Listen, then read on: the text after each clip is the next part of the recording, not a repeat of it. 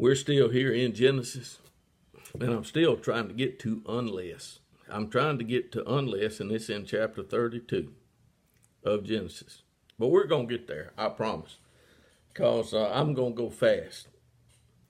And in chapter 28, we already up to chapter 28 of Genesis. Isaac called Jacob and blessed him and charged him and said to him, "You shall not take a wife from the daughters of Canaan. Arise and go to the house of your mother's father, and from there take to yourself a wife, the daughter of Laban, your mother's brother. And may God Almighty,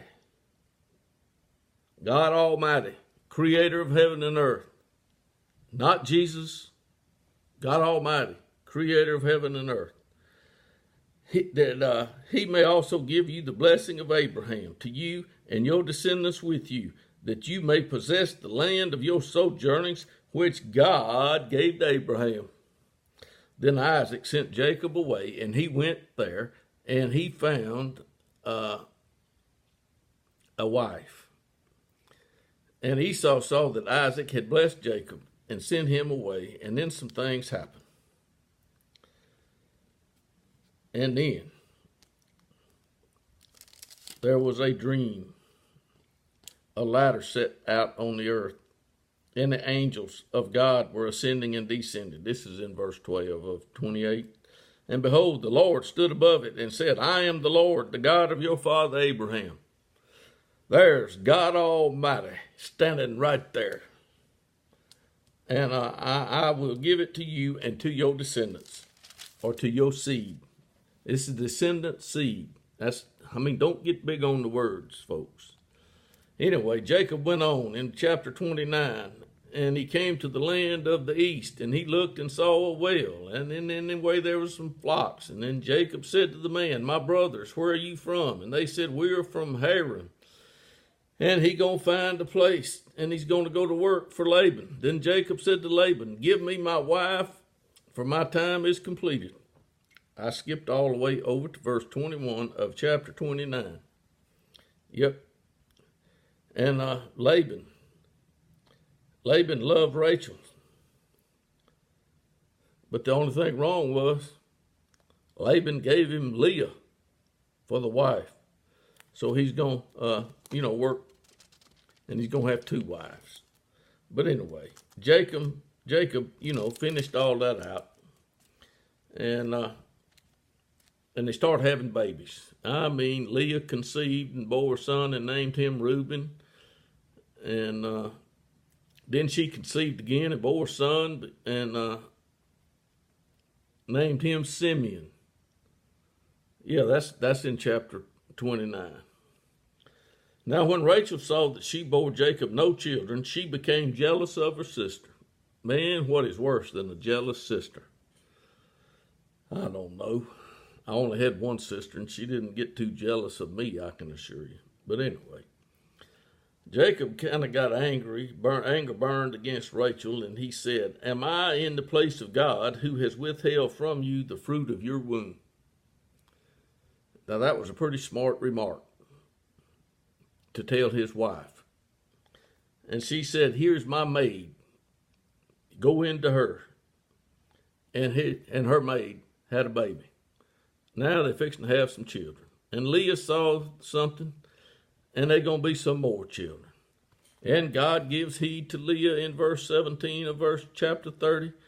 And Leah conceived again and bore a sixth son to Jacob. I'm telling you folks, Jacob is getting him a family.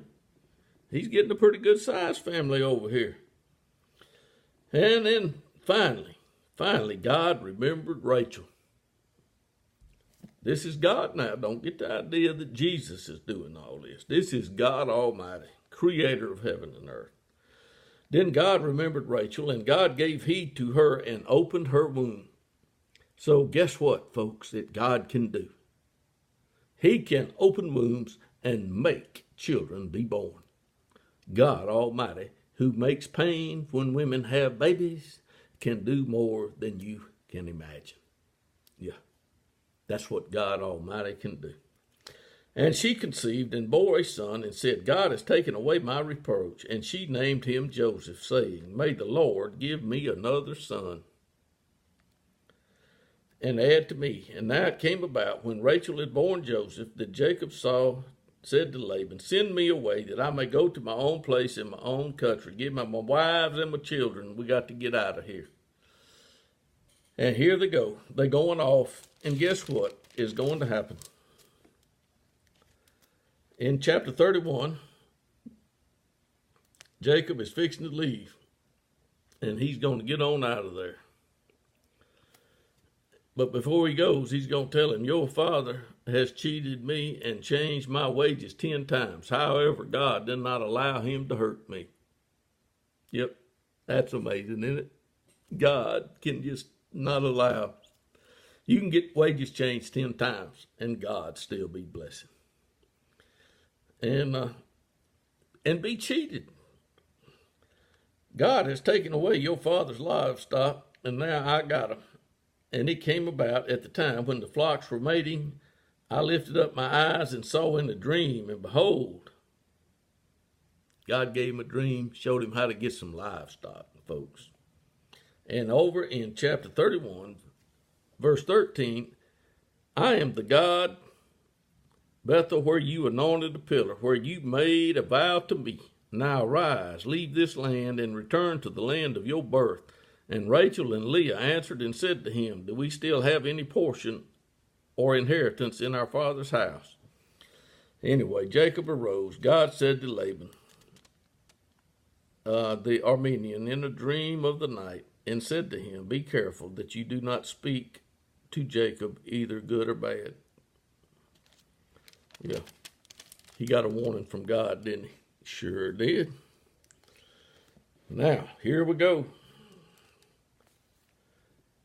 And some things happen in chapter 31, and now we're going to get to chapter 32.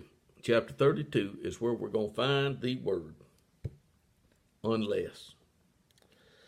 Chapter 32, Jacob went on his way, and the angels of God met him, and Jacob said when he saw them, This is God's camp, so he named the place something, I can't pronounce it. And then Jacob sent messengers on, and some things go on.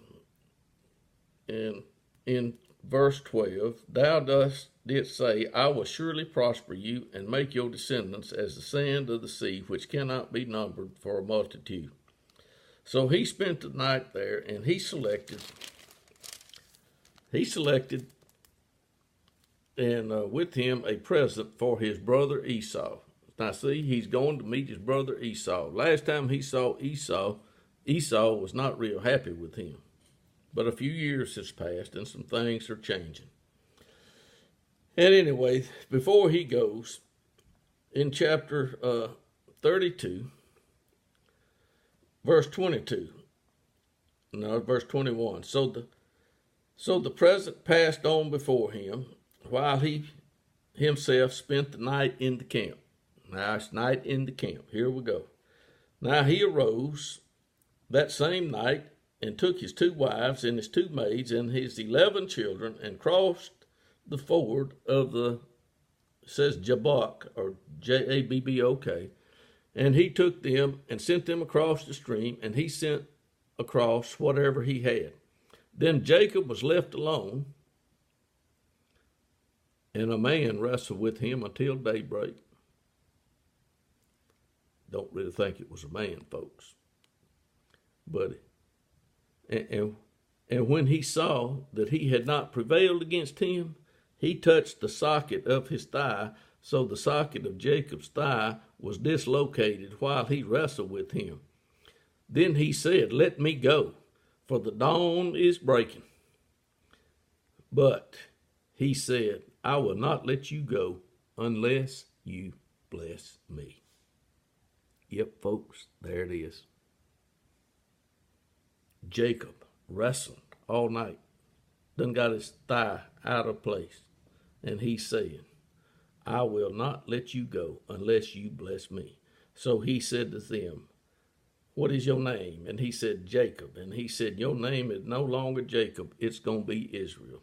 Yep, God can change a man's name in a moment. I hope we get on further to some more of the unless.